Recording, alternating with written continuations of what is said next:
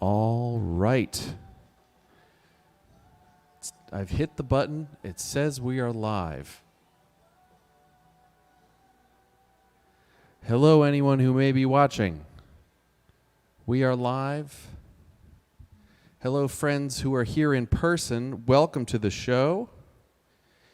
If you are new, welcome to Soundbooth Sessions. You are about to see a Soundbooth session.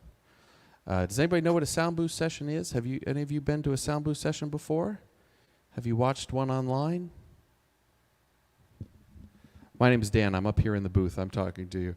Yes. Hello. I'm the host of the show. This is not just a concert. This is a concert plus a conversation. We have a wonderful musician, Kellie Lin Knott, who's going to be performing for us. And in between songs, we'll be chatting, getting to know her a little bit. We are also streaming live onto so many different places.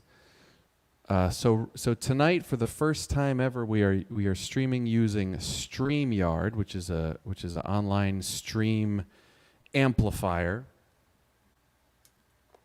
which is allowing us to stream not only to the Sellersville Theater Facebook page, but also to Kellie Lin's Facebook page and also to our YouTube page. So for the first time ever tonight, we are streaming live publicly on YouTube. This is very exciting. We already have a lot of eyeballs in here watching. Jane Wells is here from Philly. Hello, Jane. Welcome to Pennsylvania. Kellie Lin Knott confirms it's working from backstage. Jeffrey Charles McAndrew, hello from Wisconsin. Hello, thank you for joining us. If you're joining us through one of Kellie Lin Knott's pages and you were expecting to just see Kellie this evening, well, I have hijacked the show. My name is Dan, and I'm here in Sellersville, Pennsylvania, and we have a live stream series here at the Sellersville Theater, and it's called Soundbooth Sessions, and you are now watching it.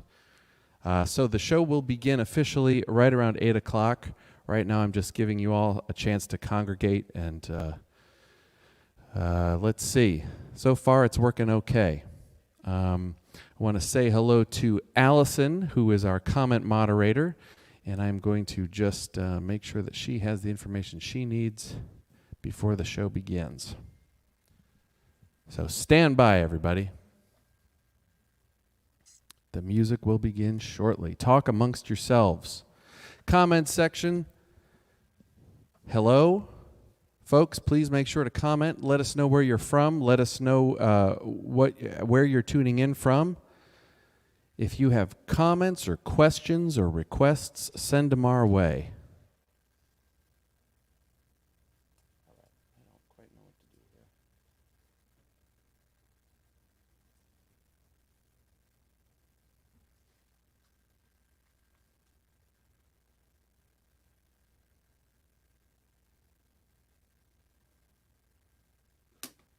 All righty.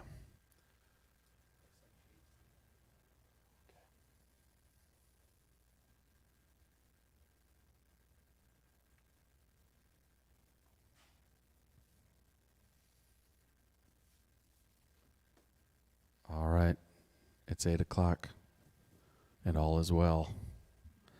I think it's time to do a show. Jeremy, are you ready? Let's see the thumb, the positive thumb of Jeremy come into screen. There it is. That means we're ready.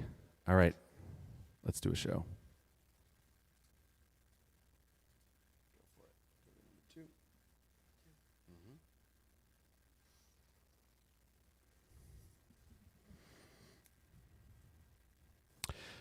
Good evening, ladies and gentlemen. My name is Dan, and you are now watching Soundbooth Sessions live from Sellersville Theater in Sellersville, Pennsylvania. Thank you so much for joining us. This is our live stream series that was once weekly and now is sort of sporadic as things open back up and our schedule fills up with other shows. This is our live stream series featuring a concert and a conversation with an artist we love. I'm so excited this evening to have Kellie Lin Knott joining us all the way from Minnesota. She made the trip and she's here on our stage, and I can't wait to talk to her. But before we talk to her, we have some business to attend to. Let's see. Before we begin, of course, those of you joining us through various streaming sites, we have viewers from Facebook, we have viewers from YouTube, we have viewers from Twitch joining us right now. This is the first time we are using some brand new technology. Kelly has introduced me to some technology that we are now streaming in more places than we've ever streamed before. They say life begins at the edge of your comfort zone, and I am living right now, let me tell you. So I want to welcome all of those people. So for anyone joining us online, you know that you got in to see this show without paying a ticket price, but that does not mean that this show is happening for free. In fact, it means that you get to choose what it is worth to you. You get to choose what to pay and how to pay. And so we will be sharing on the screen at multiple times throughout the show this evening the links through which you can support this wonderful artist, Kellie Lin Knott, and you can also support this wonderful independent music venue, Sellersville Theater. So those links are coming onto your screen right now. They will also be posted in the comments section if they did not scroll across your screen, and they are also in the event description. So in any of the myriad ways you might be viewing this, there are many ways to pay. All the ways are A-OK, and we want to say thank you in advance for supporting the arts tonight. We do want to let you know that this evening the show will be switched by Jeremy. Jeremy is choosing the camera angles that you are viewing the show from. He is a wonderful chap, and he's sitting here to my right. Our in-person crowd, let me hear you. Oh, they are feisty this evening. They're ready for a concert. Let them hear you one more time, folks. I didn't have the house mics up, so now I'm going to turn the house mics on. There they are. If you would like to be part of the live studio audience here at Soundbooth Sessions, visit us online at st94.com. And you could come out to a future Soundbooth session. Let's see, what else do I have to tell you about? Nothing. Let's get to the music. Listen, ladies and gentlemen, pick the emoji that best suits your mood right now and click it frequently and frantically and enthusiastically, and help me welcome to this stage, and for the first time here on Soundbooth Sessions and at Sellersville Theater, please welcome Kellie Lin Knott.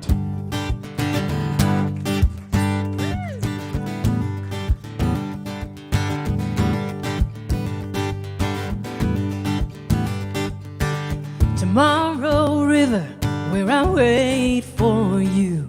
Tomorrow, river, beyond someday. Tomorrow, river, where we never do. We hope, we wait, we pray. Baby, don't you come down, the banks are steep. Don't you come down, you could lose your feet. Got a life to live, so live it up higher.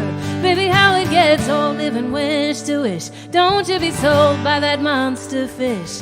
It won't come when you call, and you'll be called a liar.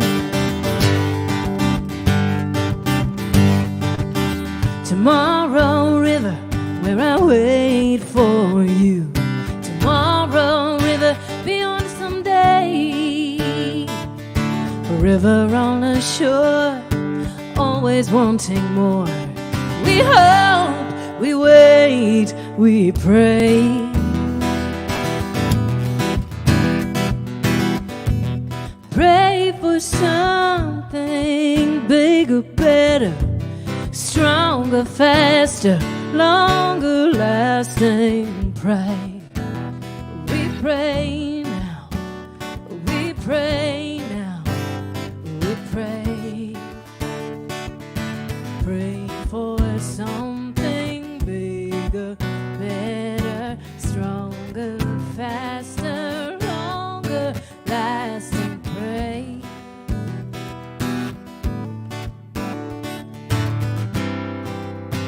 For someone else to ease the pain.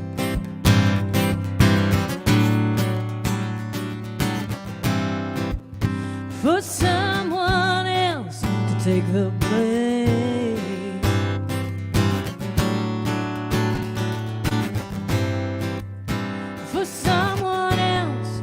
reap the gain.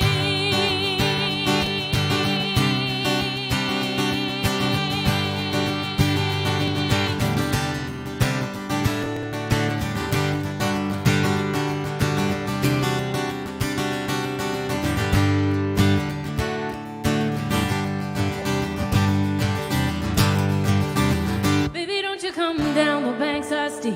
Don't you come down, you could lose your feet. You got a life to live, so live it up higher. Baby, how it gets old living wish to wish. Don't you be sold by that monster fish. You won't come when you call, you'll be called a liar. Tomorrow, river, where I wait for you. Tomorrow, river, beyond someday. Tomorrow, river, where we never do. We hope, we wait. We hope, we wait. We hope, we wait. We pray.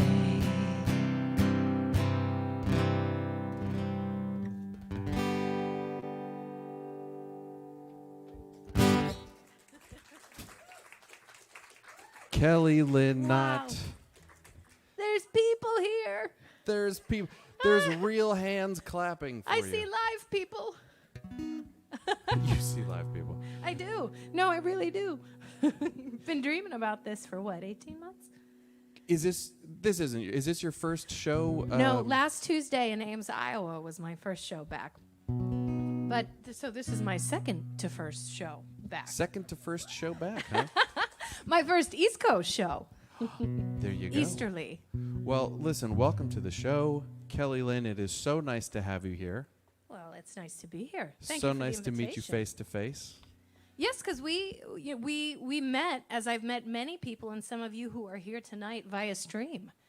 That's right. The internet has connected us. And I've enjoyed many of your streams, and I've enjoyed your music from afar, but now you're here. And I would like to talk to you, and I'd like to get to know you a little better, but can we hear a little bit more music first? I think that could be arranged. Do you have some more songs? Do you know I some do. more songs? I that you could play for I us? brought at least 3 Excellent. for the next 90 minutes. Well, You'll know them all by the time we're done. Let's hear another song or two, and then let's chat. Well, great. Most of the songs you'll hear tonight are from a record I did a couple years ago called The World Awake, and this is no exception.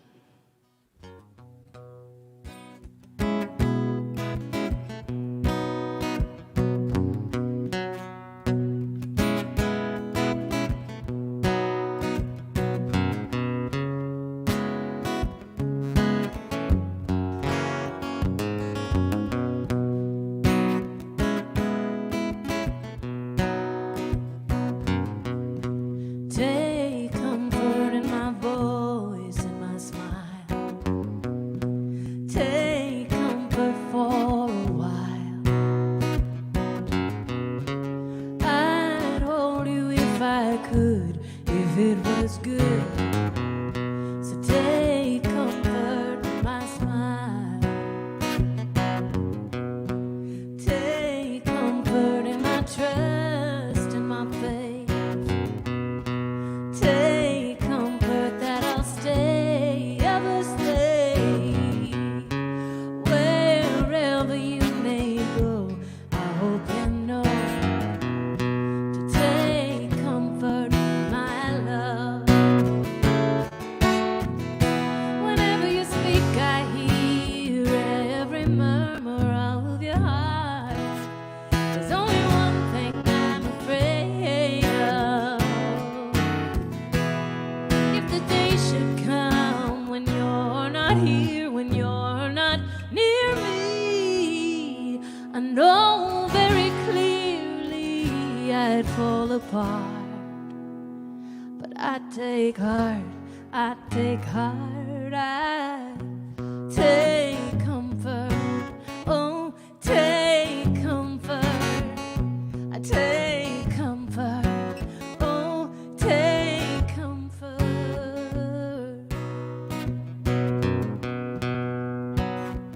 Does anybody in the live audience whistle? take the solo, would you? It's been me in a living room for a long time.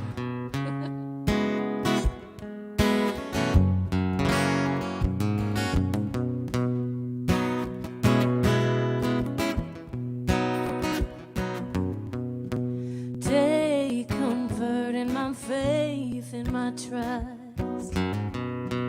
Take comfort in the two of us.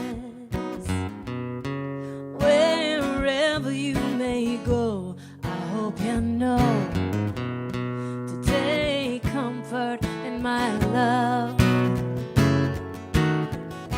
Whenever you speak, I hear every murmur of your heart. There's only one thing I'm afraid of. If the day should come when you're not here, when you're not near me, I know very clearly I'd fall apart. But I take heart, I take heart, I take comfort. Oh, take comfort, I take comfort. Oh, take comfort, I take comfort. Take comfort, take comfort me. Take comfort, take comfort, take comfort in you. Take comfort, take comfort, take comfort in me.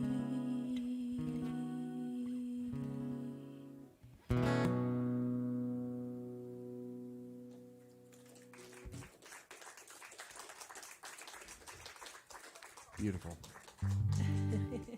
What was that from the house? Oh, thank you. So if you're in the house or if you're online, Dan and I have decided we'll evaluate requests, meaning he'll let me know if you're watching online, and if you're here, you can just say something, because that's how it works with in person. And if I know it, I'd be happy to play it. And if I see anybody requesting Freebird, I'm just going to ignore it. That goes without saying. Yes, I can do Blue Stared Back. I will do that a little bit later in the set because of the tuning. But yes, yes, yes. And remind me if I forget. But yes, absolutely. Oh, I'm glad you requested that.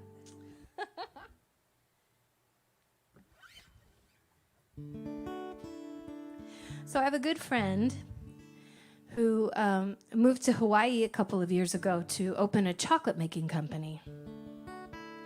And prior to that, she was a yoga teacher, and she taught all over the world, and I helped run her business and run her retreats. And we took a group to India. And we were in Varanasi, and we were hiking to a waterfall, and we asked for directions in a little square. And a man pointed down a very narrow goat path and said, "That's the way you go. Just hug close to the mountain and keep walking, and you'll get there. You'll get to this waterfall." Well, it was quite literally a goat path, and we had competition from angry goats. And we climbed for about 2 hours and found a waterfall, not the waterfall we were looking for, but a beautiful waterfall. And my friend and I started writing this song called Lost in Love, because I don't go anywhere without a ukulele or a guitar. And as we were sitting there on the rock watching the waterfall, my friend turned to the left and saw a paved road that showed the square where we had been standing 2 hours prior. But sometimes getting lost is the best of all possible outcomes.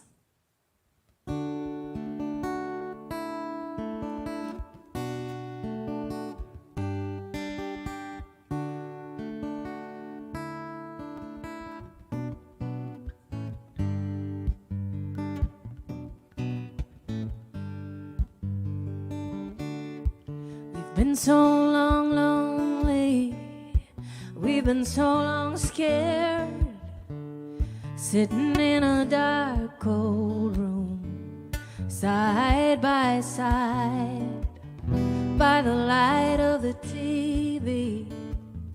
I can see you, but can you see me? We've been closing curtains, we've been staying home. Remember when we talked all night? Remember what you said?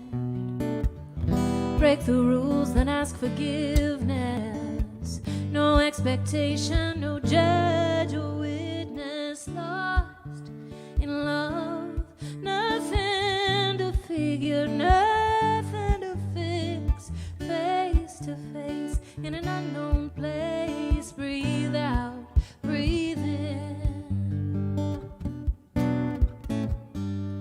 I wanna be lost in love. Lost in love is not a point on the map. We never really get there. We never arrive. Love is on the way. In the moments we choose it, but we gotta decide. Decide.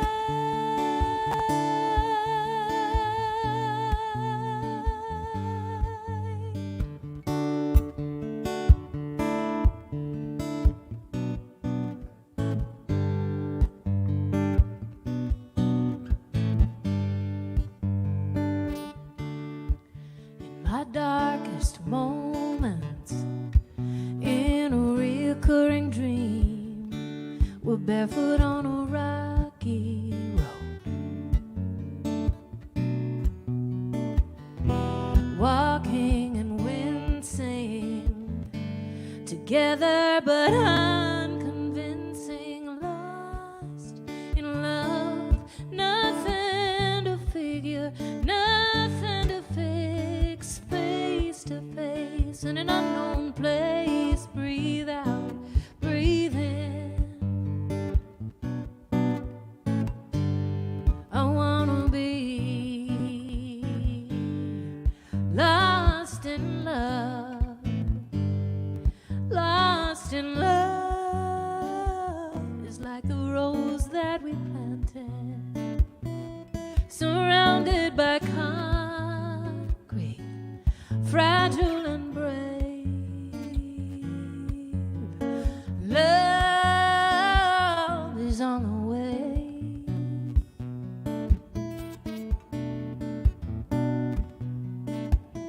In the moments we choose it, in the moments we stay.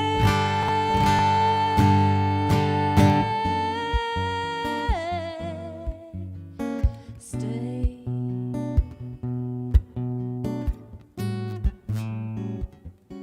I wanna be lost in love.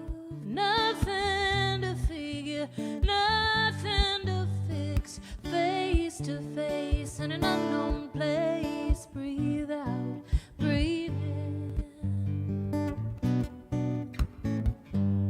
I wanna be lost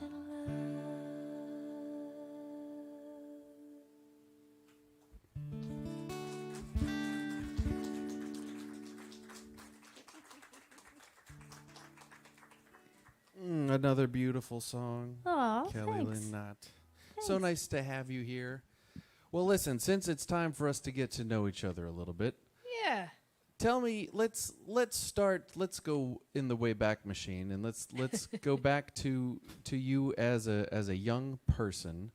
If you can recall, like, what sort of music was playing in your house that grabbed your ear? What were some of those early sounds that were filling your head? Sure. Well, my father played in a band, and so I sang backing vocals for him, and they did 60s and 70s and 80s. So there was that. Okay. But then I was also listening to Mark Knopfler, Bruce Hornsby, Mary Chapin Carpenter, the Indigo Girls, Jonathan Brooke, Susan Werner. And musical theater, copious amounts. Oh, I love all of this. Yeah, right? Yeah, and also I want to shout out musical dads. We love musical dads on this show. We've heard a Musical lot about dads. some great musical dads. Well, that's really cool. So, can you pinpoint, was there like one particular moment that, one song or one artist that like really captured your imagination and you said, I got to do this. I want to get into this racket. I started when I was around 8. I started writing songs, and then I tore up my hands on the guitar, and so I got some ice, and I would stick my hand in the ice and then tear up my hand some more and keep playing. You were already playing guitar at 8? Yes. I played for about 6 months, and then the pain stopped me, and I came back when I was 10 or 11. But I started then, but I kept writing. And it was primarily female singer-songwriters. I would put the Indigo Girls on. I would watch their video, and I would figure out how they were strumming. Their hands kept moving up and down, but I didn't hear that rhythm. I heard something else, so I would study. So the Indigo Girls taught me how to strum the guitar. They've got good rhythms and finger pick. They've got a couple good finger picking tunes in there too. Yes, and they taught me Travis picking. I learned that from them, and then Cheryl Wheeler.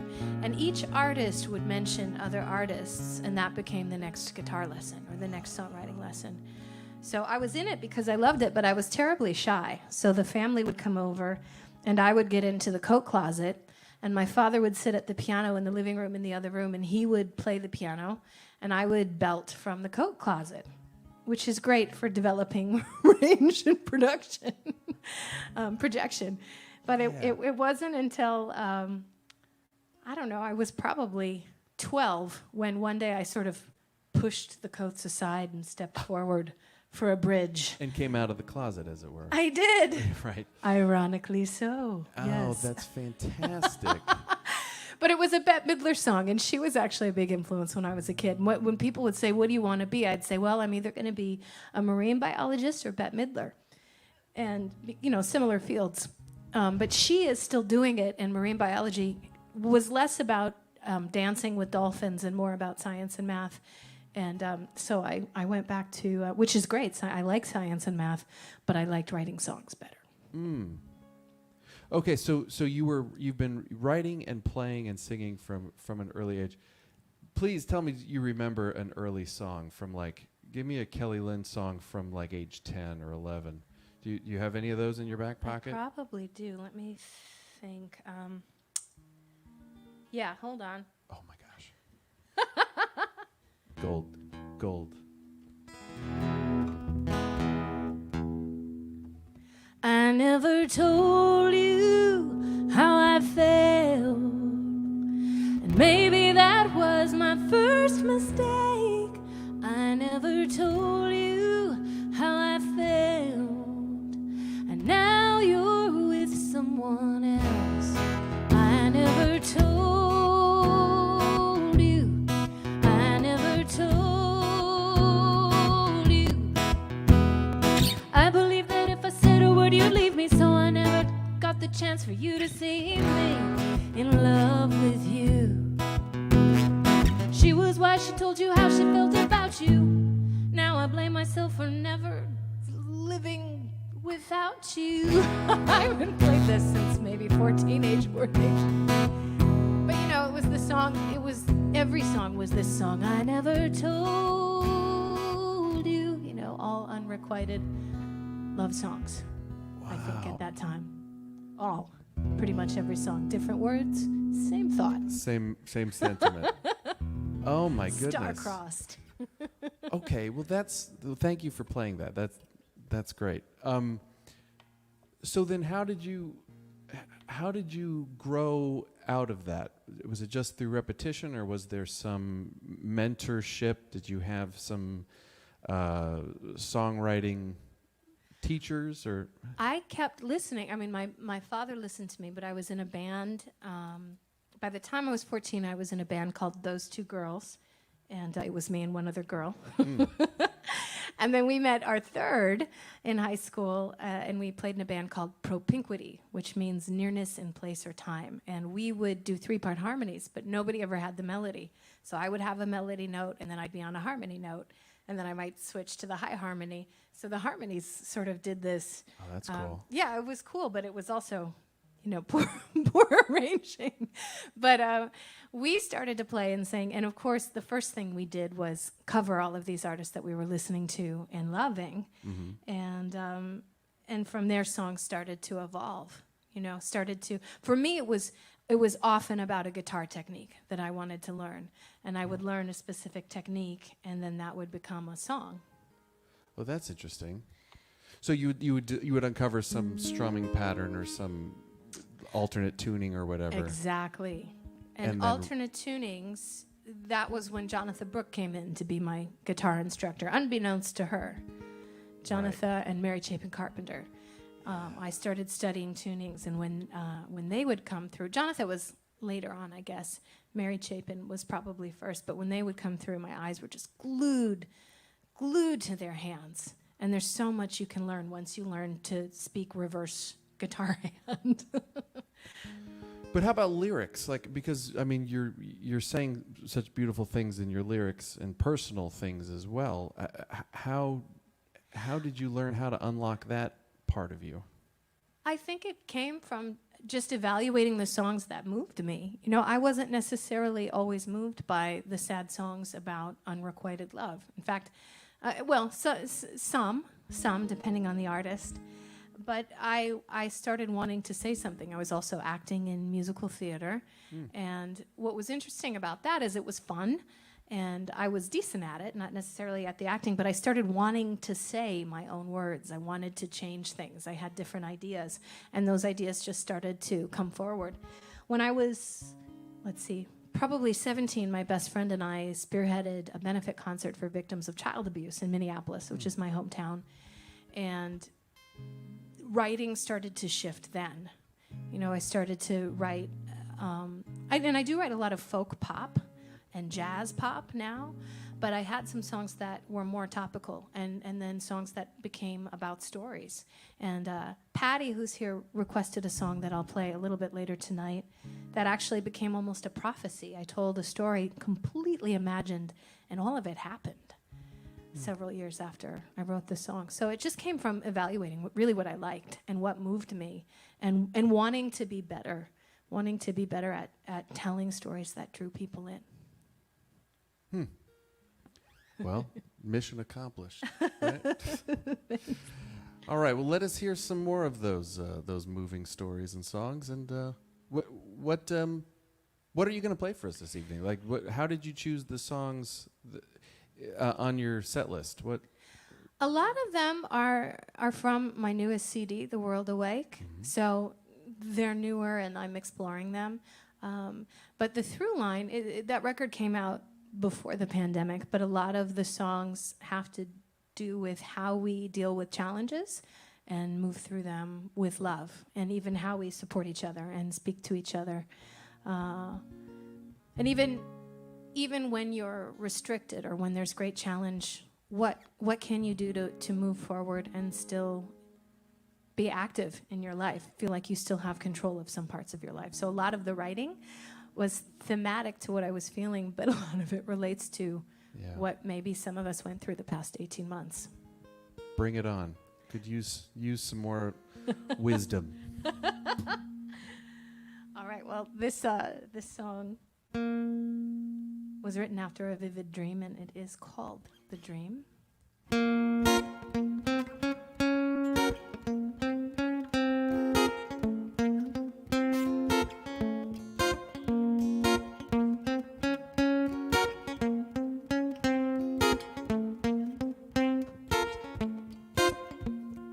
Memories and pieces stirring like smoke, the clues found in waking, fragmented hope. I know that I was there. I gotta find my way back in, and I know that you were there.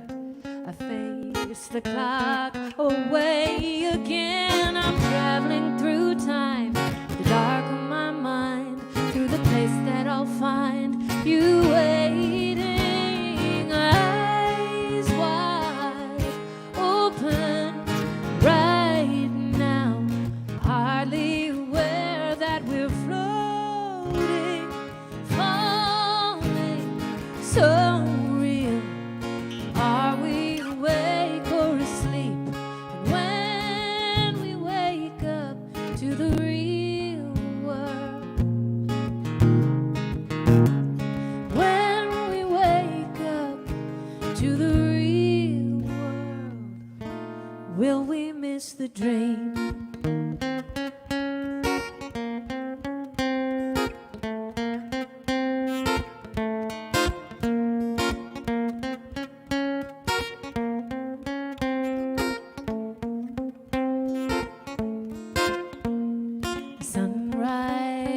coffee, the same old routine, none of the freedom found in the dream. Is this the world we make? All that we say we can't do? Or is this the world awake?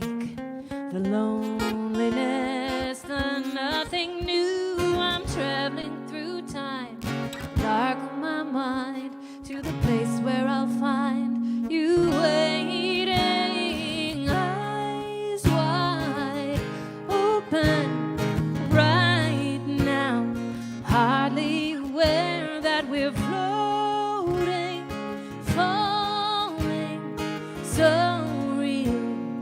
Are we awake or asleep? And when we wake up to the real world,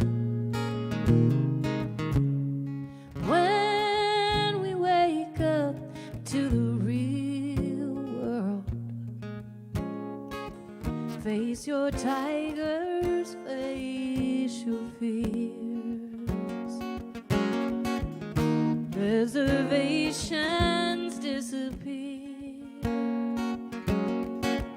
Face your tigers, face your fears. Reservations disappear.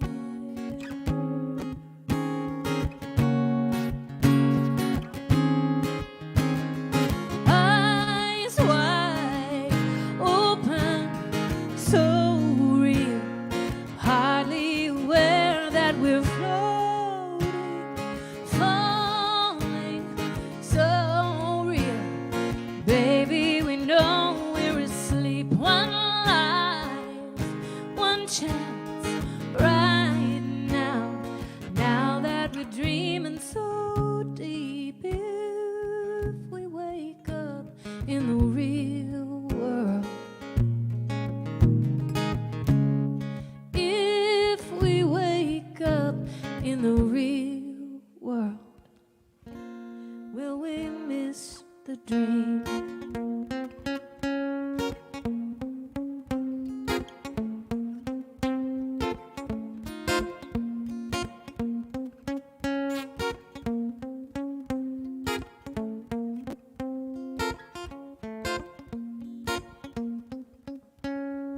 If we wake up.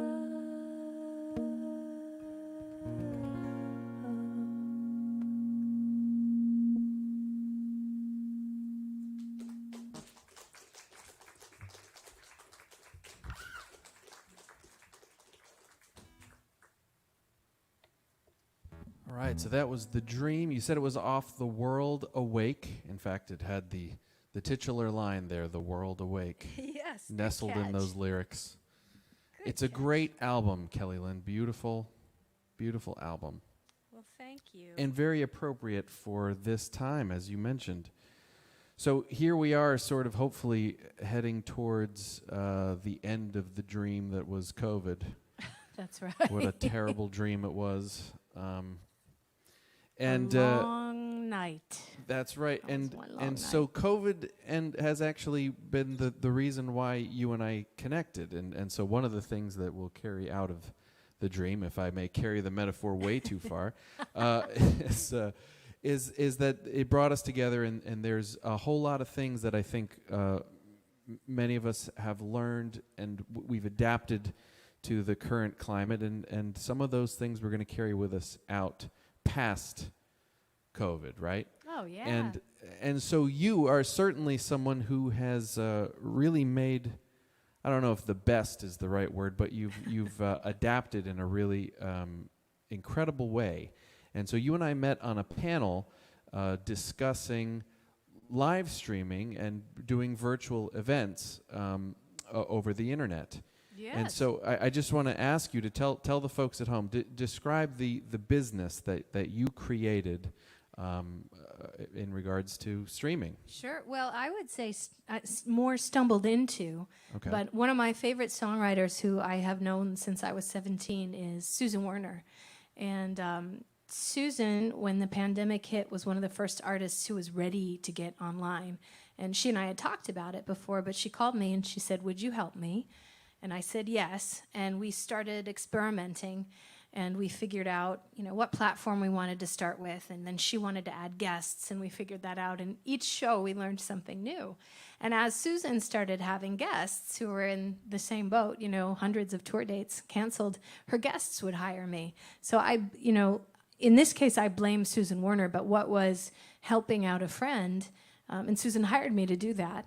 She brought me on full-time to help her with that, became a full-time business that included other artists, and a lot of them were the artists that had unknowingly given me guitar lessons when I was a kid. So Susan, her first guest was Trina Hamlin, who I knew Trina from, I lived in Boston for a number of years. And but then her next guest was Dar Williams, who I loved as a kid and still do, obviously. Still love her so much and her songwriting. And Susan introduced me to her manager, who I knew from years past, and Susan's manager is Dar's manager. So Dar needed some help with her online retreats.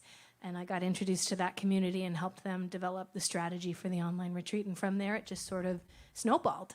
And I am a techie person. I'm the girl who figures things out, but I had no experience in streaming prior to this. So prior to the pandemic, no streaming experience. No, other than, hitting the Facebook Live button once accidentally and maybe 3 or 4 times on purpose. but no, Wow.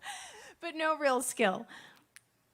Well, so that's an incredible learning process, because I am also a techie person, and we found ourselves in a similar position, started streaming, and as you said, every single stream learned something completely new. Yeah. Right? Yeah. So you and I appeared on a panel together, and the thing that stood out so much to me is that you had visual aids. You had this whole methodology that you had created that then you could, I guess fairly easily tell somebody, step them through how to start streaming themselves. Yeah, because I do 2 things. One, I coach other artists on how to stream themselves if they want to do it themselves. And then I run streams for folks, and I use a specific program. But often artists would come and not have gear. They wouldn't have an interface set up for this. So there was a piece of gear that I really liked. And you saw, I think, Dan, I had a picture of it. And so as I was coaching them on how to set it up, I would show them this input right here. Turn this on, this button down, this button up. And I found that was the most effective way, because I'm not a sound engineer by design.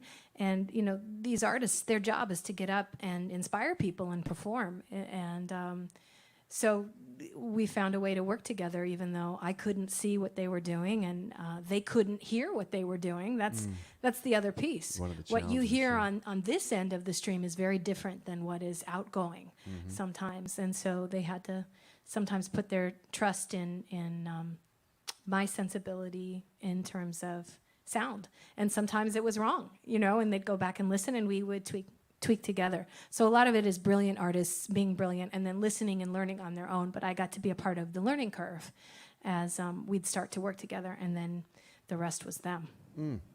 So now I imagine there may be some musicians watching right now, maybe they're interested in streaming, maybe they've already been doing it. Are you available for hire as a consultant? Like if people want to find you and bring you on board to their team, how do they do that? They can just go to kellylin.com. I do take on clients. I still have a number of regular streams.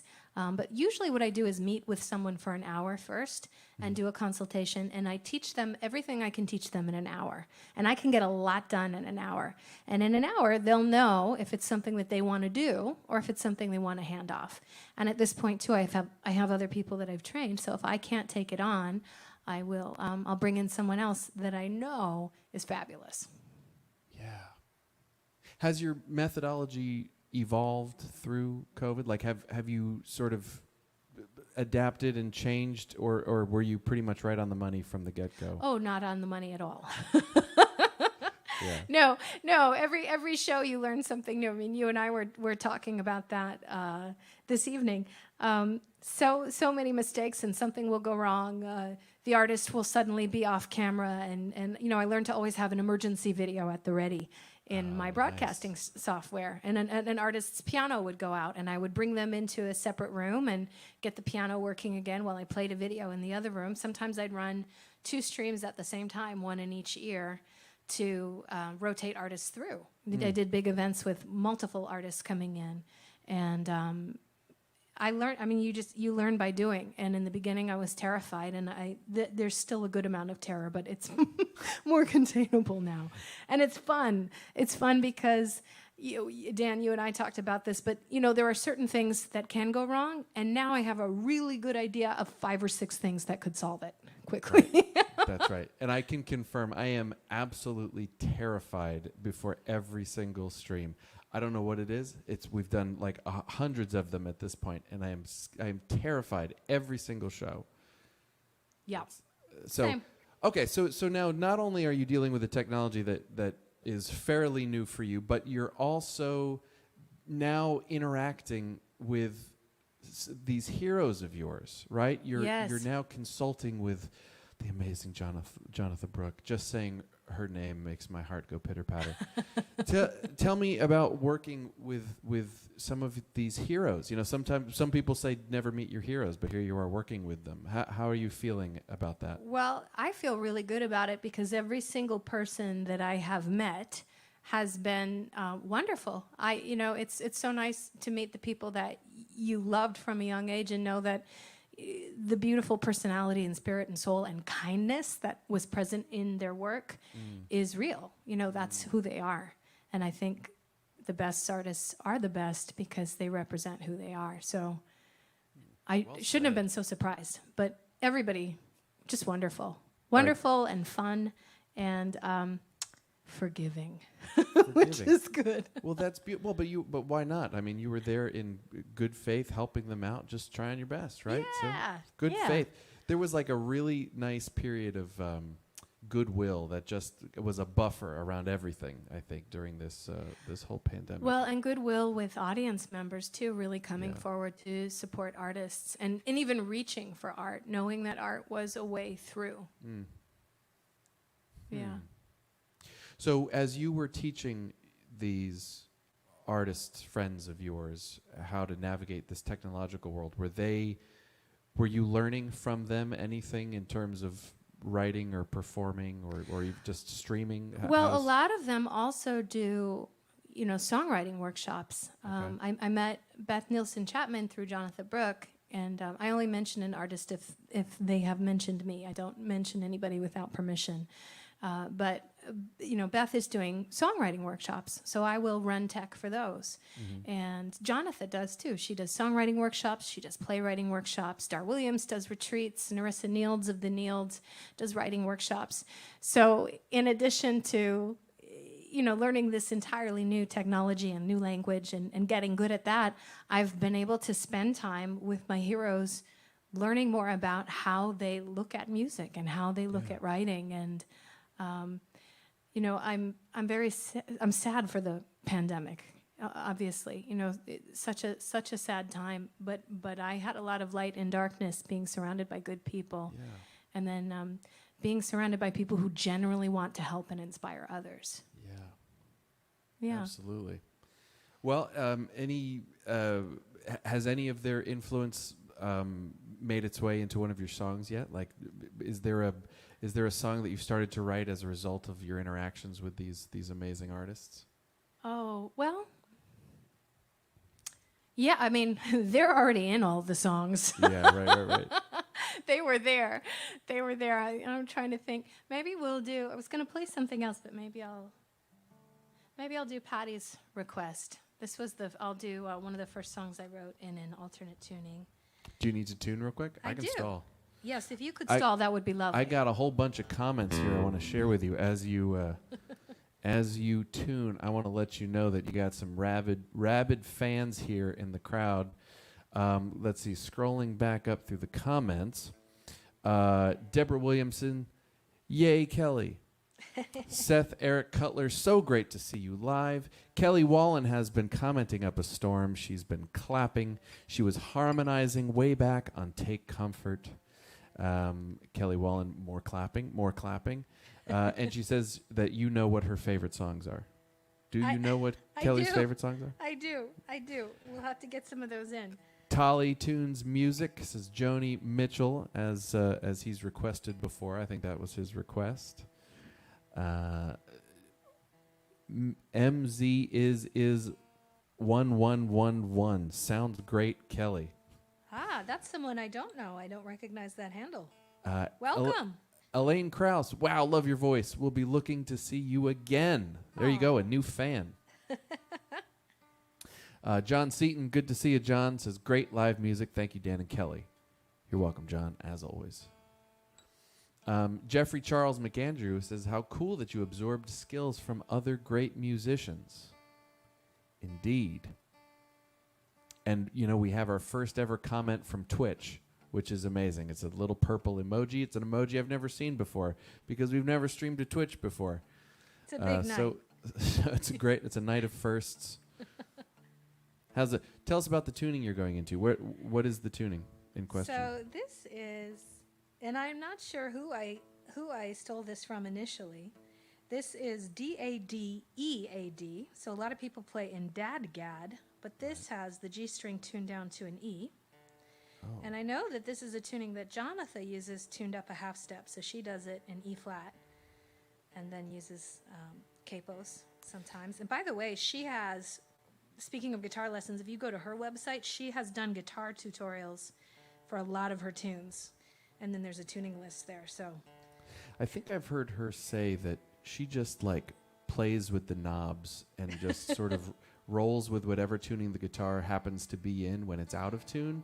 And then a song will fall out, and then she has to go back and figure out what the tuning was, and then just kind of reverse engineer the tuning based. It's just kind of one of those happy accidents. She has a lot of those, I think.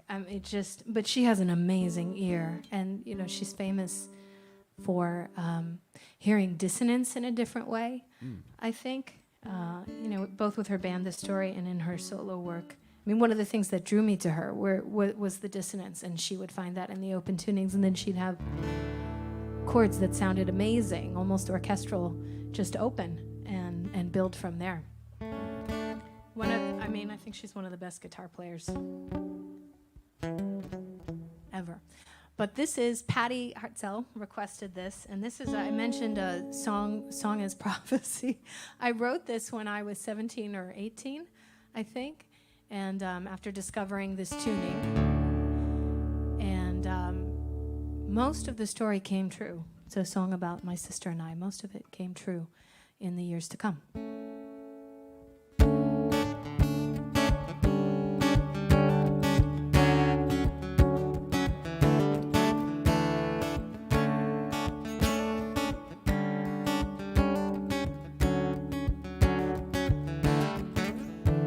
Was a tin can summer in Arizona, the day before my sister was born. And we kids ran the neighborhood dusty and dark, in 100 degrees and in jeans that were torn. But I wasn't there when they brought home the baby.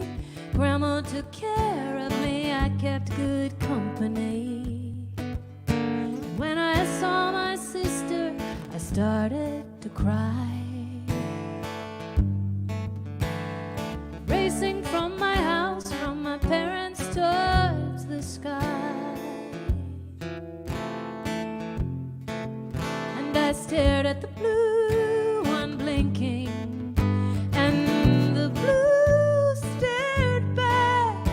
I stared at the blue, just thinking, and the blue stared back. The blue stared back.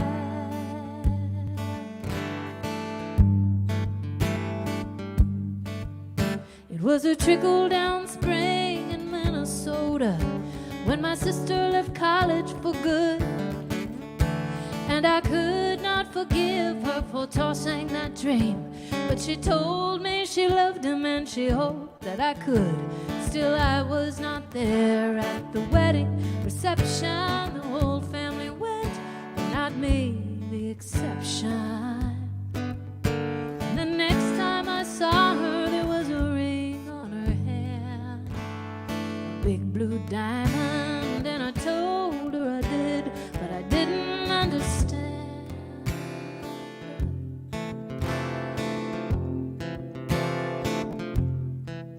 And I stared at the blue, unblinking, and the blue stared back. I stared at the blue, just thinking, and the blue stared back. The blue stared back.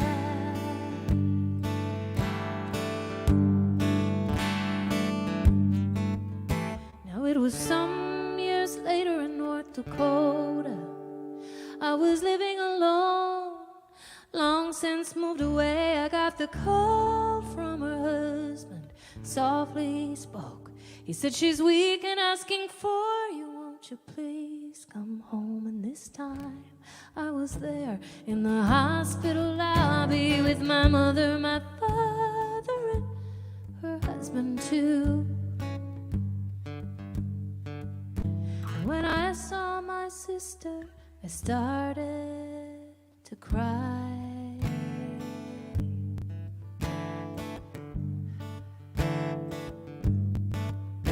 Like the baby she was holding with the blue in his eyes.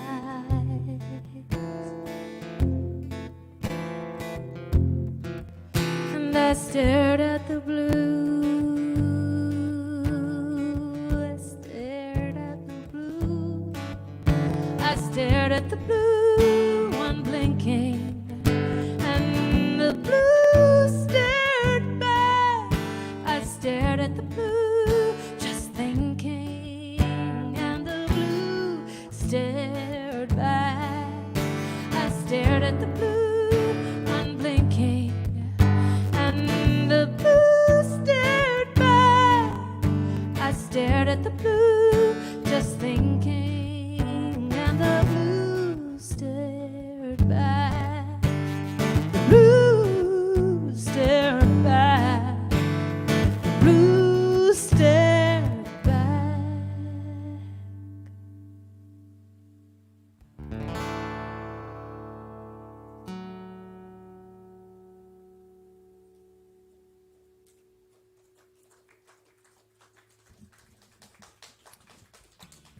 That's a lovely song, Kelly.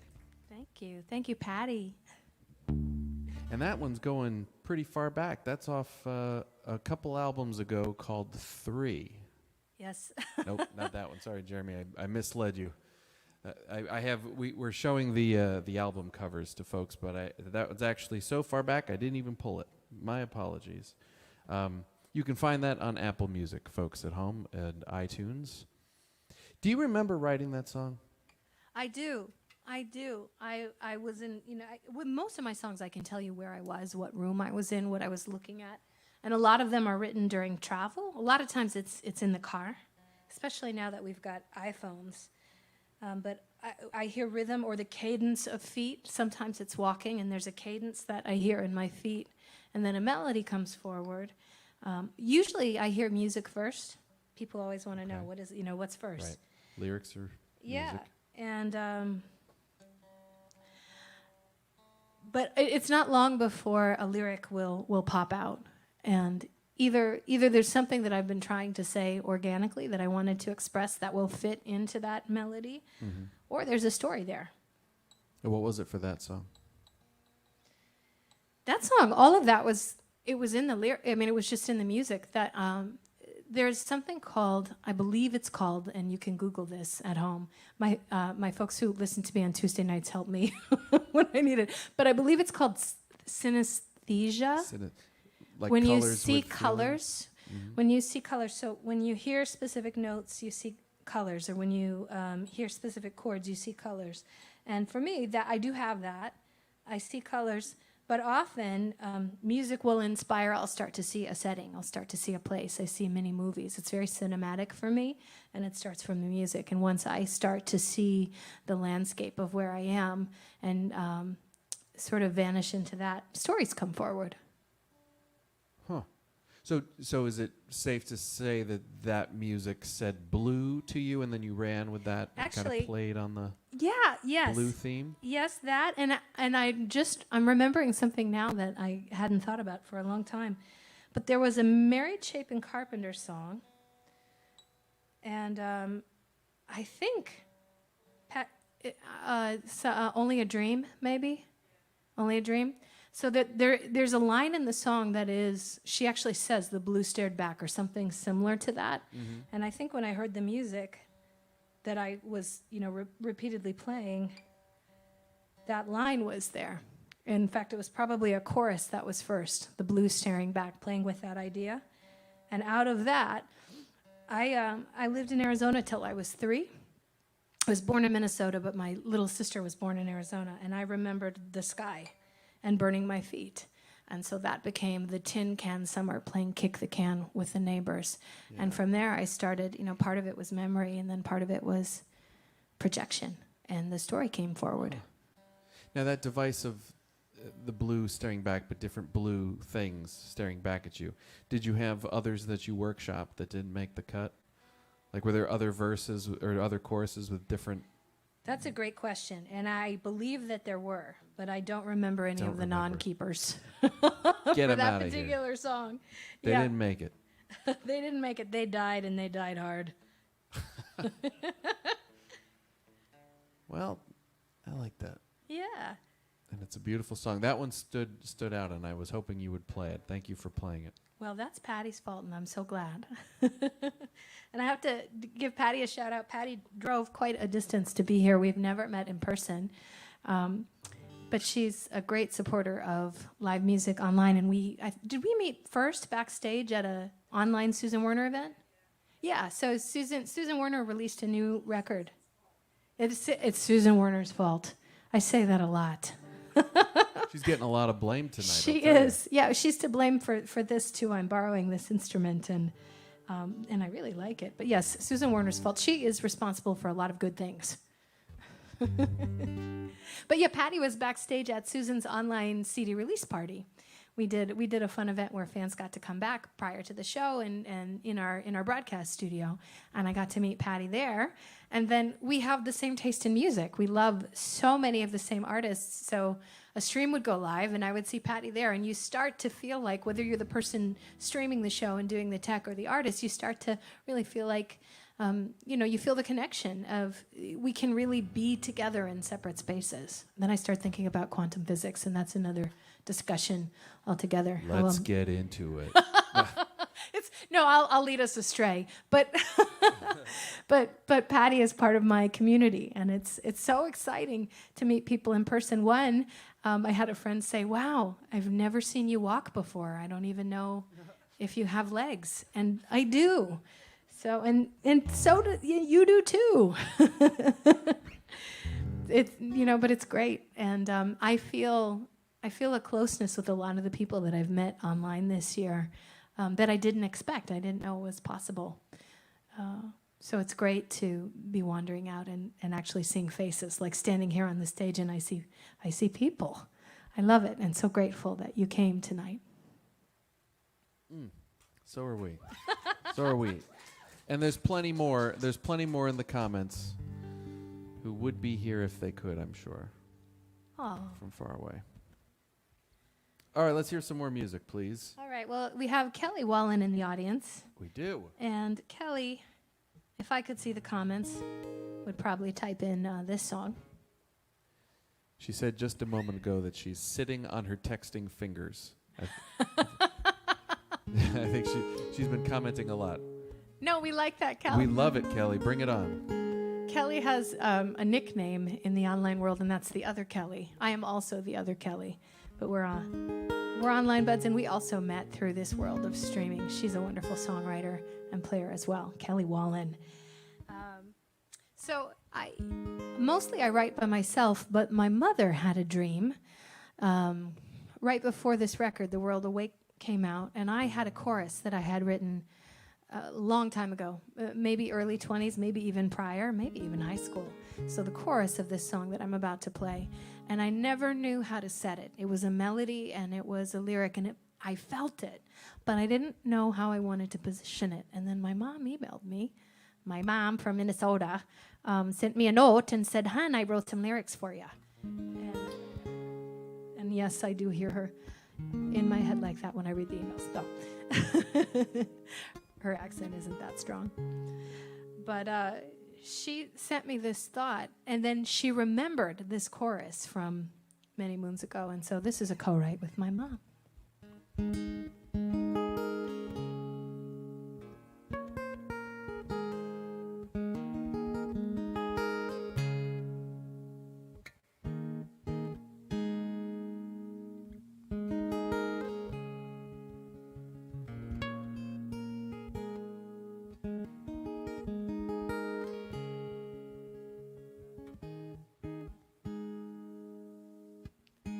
When I'm ready, I'll take a look inside myself, 'cause I've been sleeping, stalling, hiding out.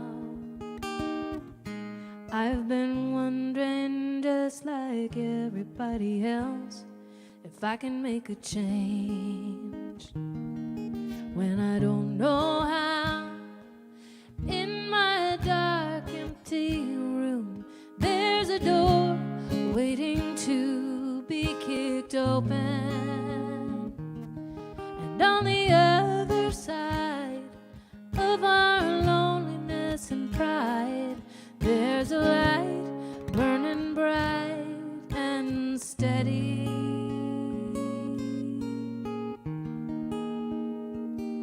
When I'm ready,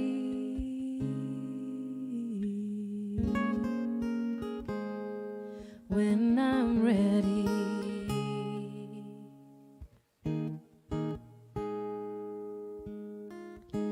When we're ready, we'll be kinder, we'll be brave. When everybody's pointing fingers, casting blame, we'll stand together, not looking on or away. Can we build a bridge without taking aim? Every dark, empty room has a door waiting to be kicked open. And on the other side of our loneliness and pride, there's a light burning bright and steady. When I'm ready,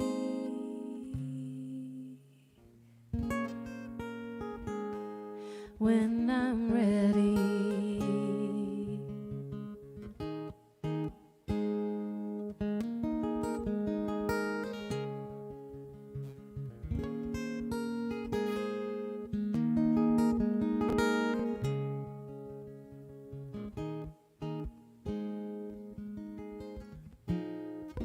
Pay close attention now.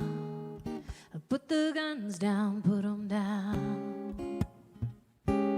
All of this confusion and pain, it won't let up until we find a way to understand each other. Understand that every dark, empty room has a door waiting to be kicked open.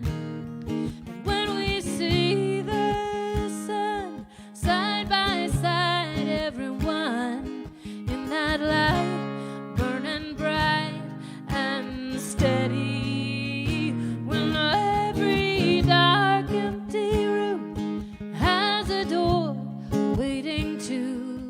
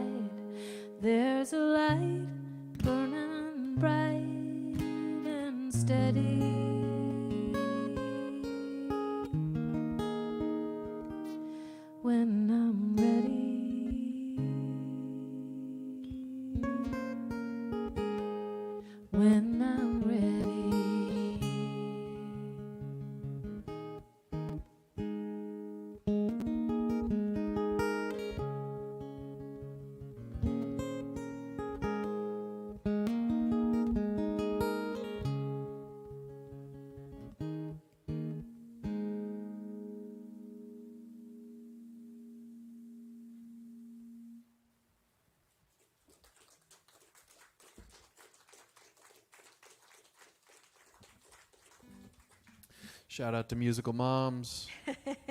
Beautiful. She's a good one. They're both good. You got a musical mom and a musical dad. That's Yeah, pretty lucky. Very lucky, very lucky. And that, I'm the only person in the whole world who has had parents who have been saying for years, "Why did you get a real job?" I've done a lot of things over the years. I've mostly worked for myself, where I've done different things for different businesses, and I've always made music along the way. But whenever I would get too involved with something that wasn't music, they would question. And that's really cool to have parents who see that you're most vibrant when you're creating from love.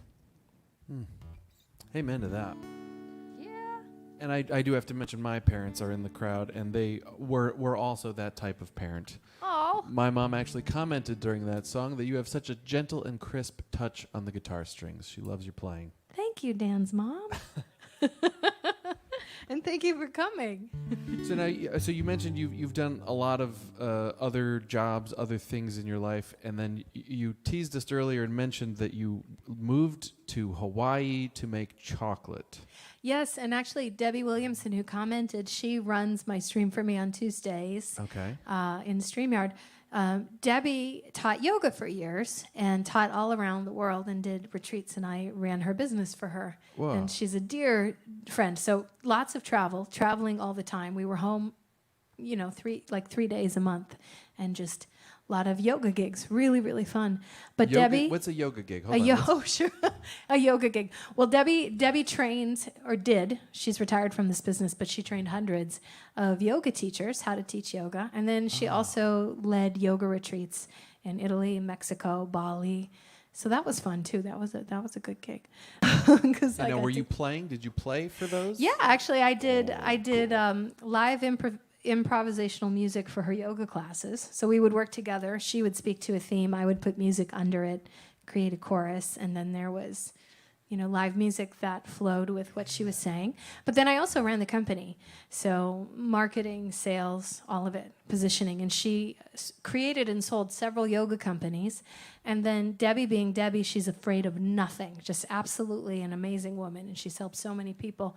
But she fell in love with the process of making bean-to-bar chocolate. And she wanted to create some sort of business where she could teach people how to do that. She wanted to be close to the source. And Kauai, the island of Kauai and all of Hawaii, is the northernmost place where chocolate grows, cocoa beans, cocoa pods.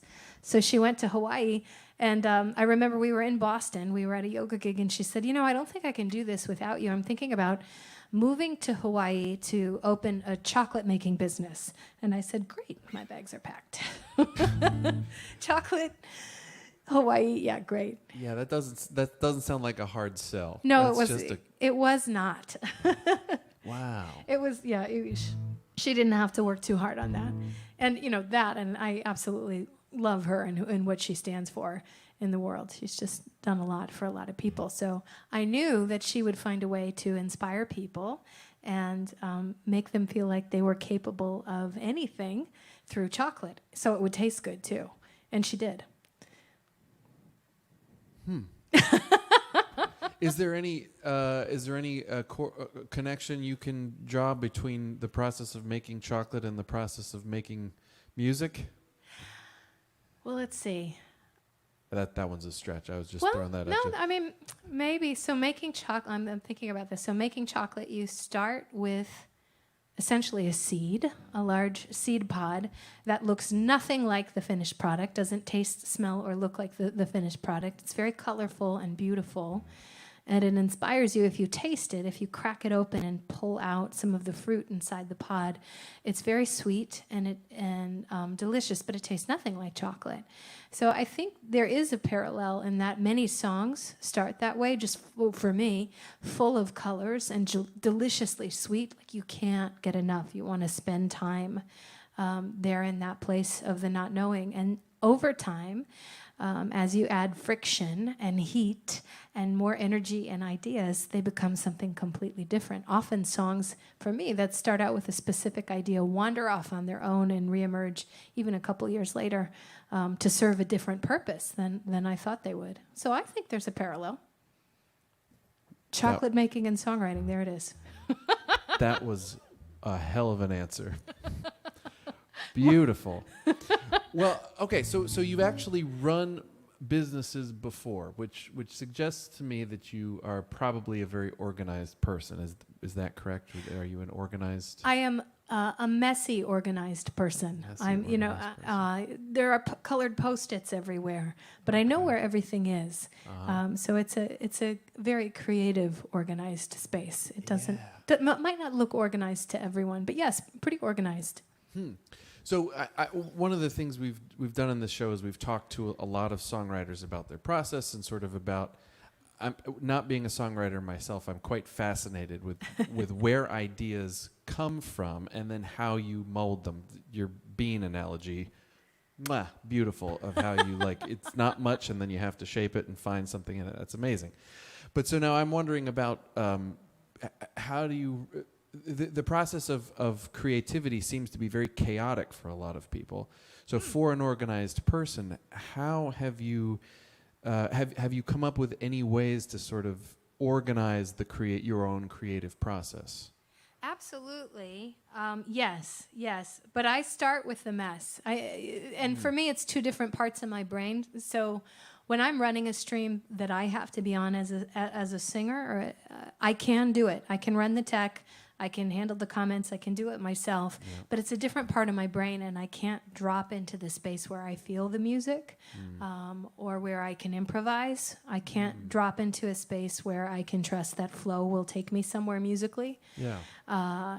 It's just a different brain state. So often, if I get stuck on a song, if I'm in that sort of place of creative play, again, where I'm seeing colors, hearing colors, feeling a rhythm, maybe walking a rhythm on the street or pounding a rhythm on the steering wheel as I drive or listening to the sound of cars pass my vehicle. It almost always starts in an auditory fashion.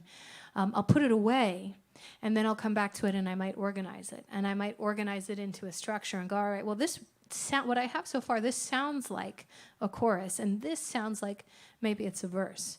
And it's a way of sort of tricking myself into figuring out the puzzle, because then now I can see, I need a piece to go here, I need a piece to go here.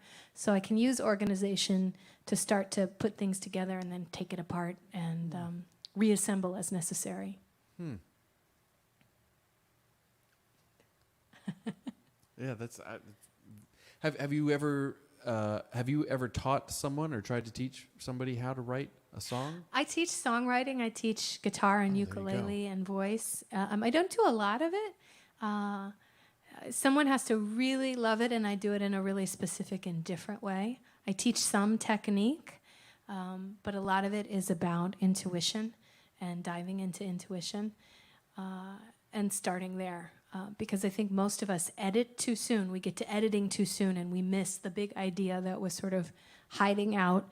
The brain has to be warmed up, and we've seen, I've read a lot about this. I'm fascinated by this. If you look at the brain waves that occur during creativity are very similar to the brain waves that occur during yoga and meditation. So when we're busy, we're in beta. We're getting stuff done. We may be slightly stressed. We have to be slightly stressed to complete what we need to complete in a timely fashion, or we would never do it. Now, some creativity comes out of necessity. Creativity evolved as a tool to save our lives. There's a tiger coming at me. What can I do to get away? I'm going to climb the tree. I'm going to set a fire. But creativity, I believe, and I don't know if anyone else is saying this, I believe creativity can be induced. With deep breathing, with movement, with visualizations, allowing your brain to move from tasky, fast beta to a slower state, to that meditative state. They drop down into a place where you're relaxed and you're no longer editing. There's no urgency. Now you're listening. Now you're waiting and receiving. And so that is something that I like to take people through. Yeah, and that sort of also goes back to what you were saying about finding, when you're on a walk, there's that meditative, the repetition of the walking, there's the movement, but there's also that you get sort of hypnotized by the repetition. I've heard people talk a lot about writing while they're driving, as you mentioned. Yeah. That's Very well Rhythm said. does it. If I hear, and sometimes it's a rhythm even before a melody. If I hear a rhythm, and I look so goofy in my car. I mean, those who have followed me know I sing because I can't dance. I was in musical theater. My first musical theater audition as a kid, I went and I sang. I was 12, and the director said, "Wow, you're amazing. Come over here to the dance station." And I danced, and I turned around and beamed, and he said, "You have such a great voice." And that was telling. It's a theme that has recurred, but that's a beautiful thing because it led me to find something that I could do in a way to express. And I still love to dance. It does make people uncomfortable, but it doesn't look right. You wonder if perhaps there's an aneurysm occurring. But no, it just feels good to move. I won't. You do you, right? Thanks, Dan. Do what makes you feel good.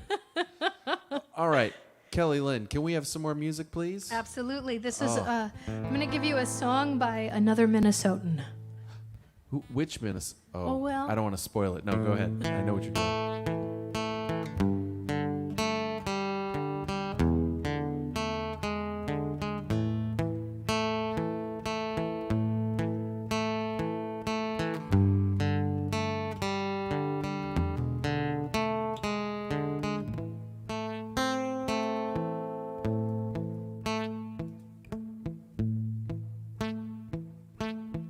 Dig, if you will, the picture of you and I engaged in a kiss. The sweat of your body covers me. Can you, my darling, can you picture this dream, if you will? A courtyard, oceans of violets in bloom. Animals strike curious poses. They feel the heat. They feel the heat between me and you.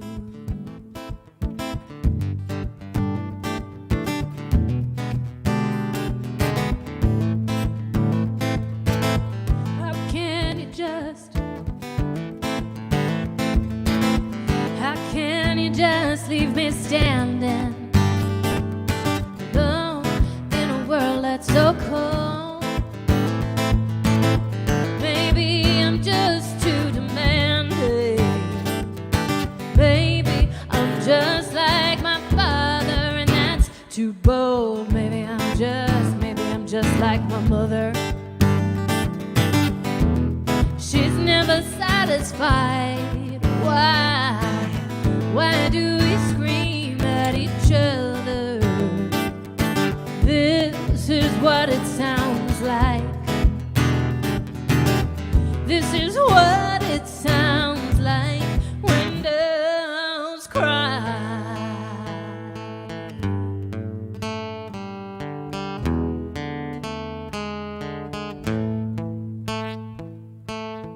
Touch, if you will, my stomach. Feel how it trembles inside. You got the butterflies all tied up.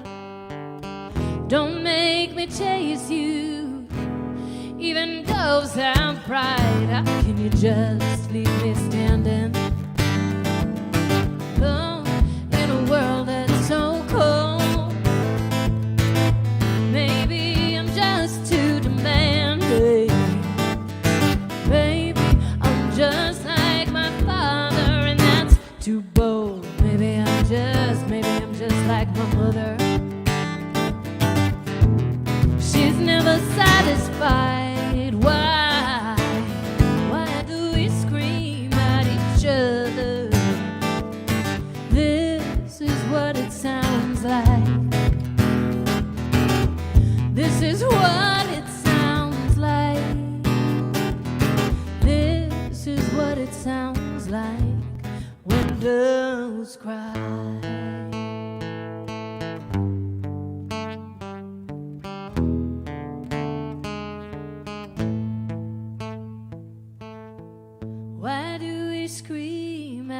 each other.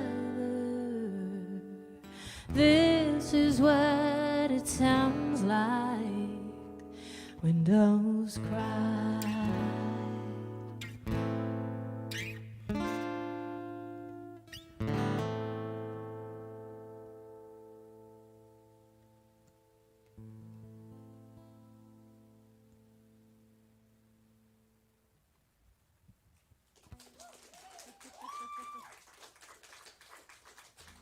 Song by Prince.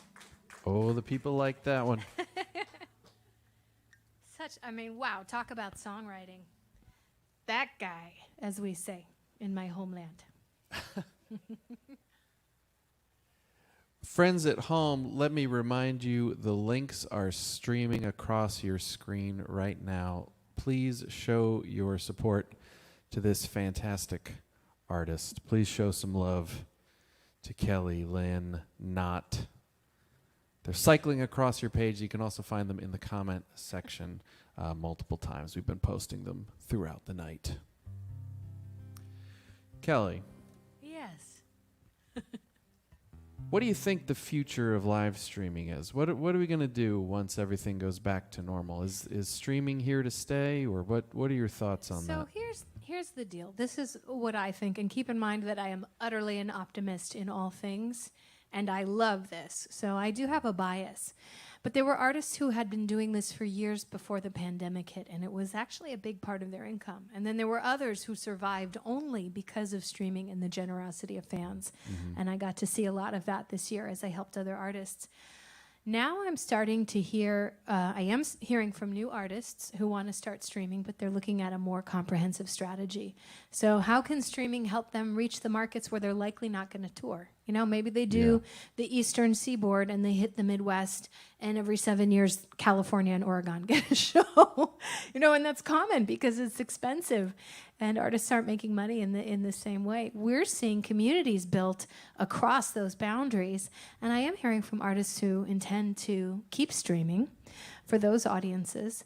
I also think it's going to, and I hope it is, going to be a tool that helps venues stay open, helps people learn about great venues in their area, helps people learn about tourism and where to travel, because not every city has a listening room, a world-class listening room where you can go and sit and hear a concert. And so I think as people see these beautiful rooms and beautiful spaces online, they'll want to visit them in person. And so I think it's a supplement, and it's also a way for artists to connect with and get to know their fans in a really personal and unique way that they might not have been able to do prior, and in a way that's safe for all parties as well. So I think it's here to stay. That's the short answer. You had the long answer first, which is usually how I roll. But the short answer is I think it's here to stay, and I think it's going to be a boon for venues and artists alike. You know, I couldn't agree with you more. We're in a venue right now, and Beautiful one. At first, it was unclear whether it would be a competition, competing with yourself. Yeah. But I'm totally with you. I totally see it as an additional offering, and we can connect with other people who otherwise wouldn't be able to be here in person. I've connected with so many people over the internet, many of whom are watching right now. Hello, that otherwise would have never been here. And you mentioned before about meeting somebody who you only met over the internet. I want to shout out Jane Wells. We have a commenter right now who drove here from Oregon. She's a driver, and got to meet her in person. We'd met in the comments section many times, and she actually drove out and met her in person. It was amazing. So cool. Folks, be like Jane. Be like Patty, right? Drive for live music. Drive, go visit those places. Visit the people in person, and continue to support artists. Yeah. And venues, because venues. The venues are the space that create the community for us to all come together. We want these stores to stay open. So as you're looking at tipping, if there's an option to tip a venue, and there is tonight, support the venue too, because they work so hard to bring community events to you, wherever you are. We do. Well, what's next for you? Kelly, do you have another album in the works? Is there more music? Was the pandemic a good time for you to write? I have written some. I've got a lot of song snippets on the old iPhone. Lots and lots of snippets. But I think it will take a dedicated session to finish those. And honestly, often that's the case. I'll think I haven't been writing, and then I'll go and I'll find 50 verse, chorus, bridge, the song sketch, and pick a dedicated time and sit down and start to write those. So yes, I hope to in the fall put out either an EP or a full-length album. I haven't decided yet. I have 10 songs that I'm looking at. And some of the folks who listen to me on Tuesdays at 7:30 p.m. Central on my Facebook and YouTube have voted already on some of those songs, because I will occasionally play unfinished songs. I'll throw them out there to get a response and workshop them. Yeah, and just see. And they're not shy, which I love. That they're always very kind, but there are clear trends that emerge. So it's good market research. So yes, another record. I plan to continue streaming for artists who need my help, and I'm hearing from a lot of venues now. And Dan, I'd like to refer them to you, because I think what you're doing here is really wonderful. It's a win-win for artist and venue, and then building community. Thank you. Yeah, and from that, I moved from Hawaii to Minnesota almost exactly a year ago. My whole family, except for one uncle who escaped to Wadsworth, Ohio, is in Minnesota. They're all there. And they all sort of look like me. We all have this hair, and and I think more time with family. But my two nephews and my niece are very musical too, and so I think there is exploration into helping kids find and foster creativity as well. Yes. Yeah. Oh, please do that. Well, and you talk about it so nicely. I mean, I wouldn't have been surprised if you said that you had an education background, because the way that you've already articulated some difficult concepts in in beautiful artistic ways, but also very clear ways. It's fun, and I think a lot of it is learning from just being with other people. Every time I get to teach someone or spend some time with someone who's learning something that I have to offer, I learn something new from them, and it's new perspective, and it opens another door. And so any education experience I have is just, me wanting to share something from passion, or often, and this is sort of my mission in life, I think if all of us could spend time looking at the person next to us and finding helping to bring their strengths and their beauty to light for them, because obviously they're so apparent to us, but if we could help others see the beauty and the strength and the creativity and the amazing things that we see, that could be a really powerful shift. And so a lot of the different things that I do sort of fall into that mission. How can I see what's working and bring it to the surface and make it brighter?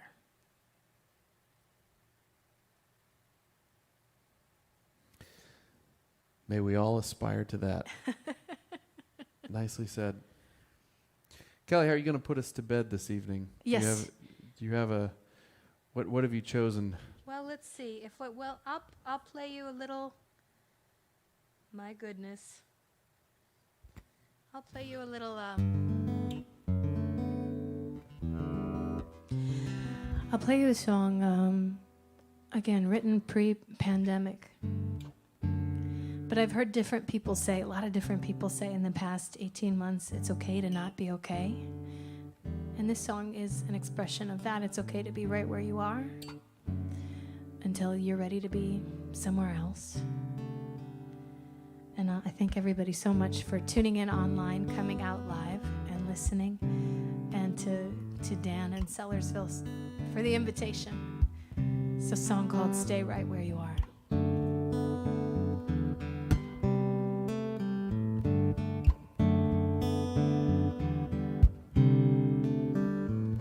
You've had a little trouble, miles from the nearest road, got a heavy load, a heavy heart.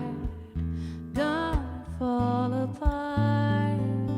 Stay right where you are. I'll be there on the double before the sun can set. If it hurts, then let it. Don't disappear. Stay right where you are.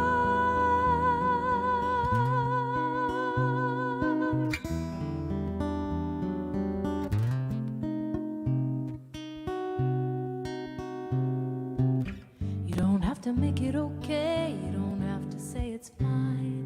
Take your time. The world will wait, and you're allowed. Stay right where you are.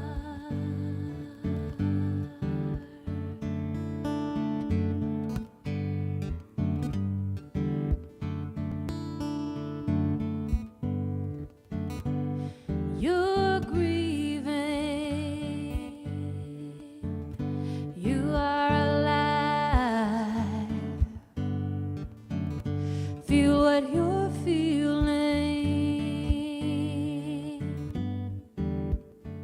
You'll survive. You are stronger than you know. You will survive. And I wanna tell you so.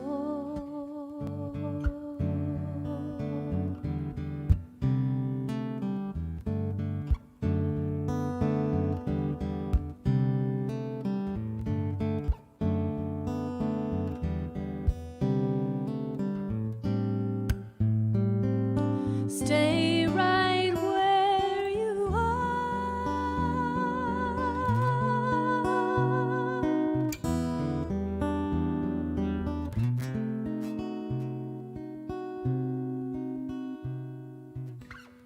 You've had a little trouble, miles from the nearest road. Got a heavy load, a heavy heart.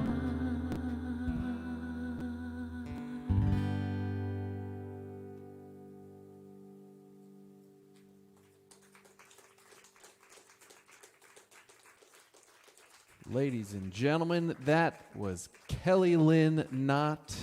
Thank you so much for being here, Kellie. What a wonderful show.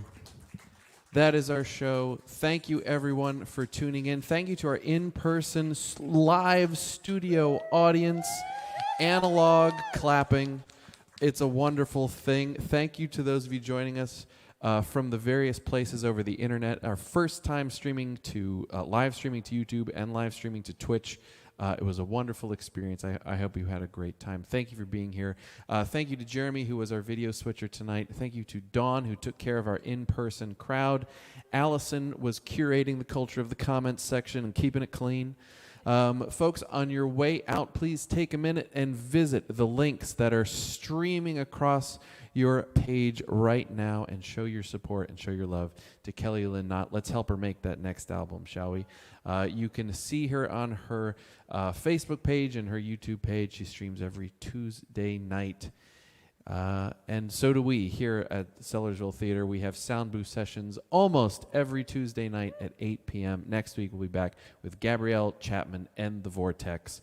It should be a wonderful time, much like it was tonight. That's our show, everybody. Thank you for being here, and we'll see you next time. Bye-bye.